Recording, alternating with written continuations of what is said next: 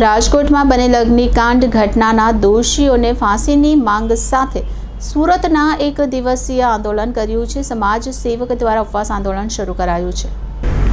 રાજકોટ અગ્નિકાંડ બાદ જાગેલા તંત્રએ બીયુસી અને ફાયર એનઓસી નહીં હોય તેવા game zone, mall, gym, hospital, hotel, coaching classes સહિતના એકમો પર કાર્યવાહી શરૂ કરી છે। આ આગમાં નિર્દોષ લોકોના મોતને લઈને સુરતમાં એક દિવસીય ઉપવાસ આંદોલન શરૂ કરાયું છે।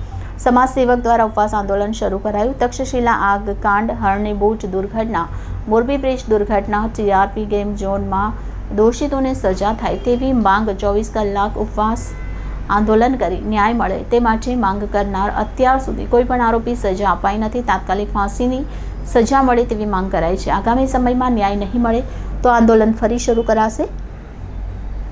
પોલીસે આંદોલન કરતા સામાજિક કાર્યકર્તાની અટકાયત કરી છે।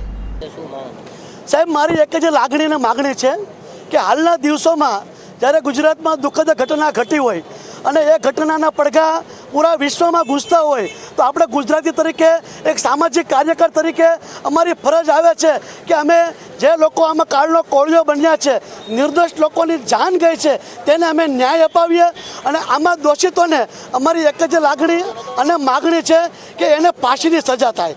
ઉપરથી નીચે સુધી કોઈ પણ આમાં દોષિત હોય, કેમ કે સાહેબ ગુજરાતે બહુ જ સહન કર્યું છે।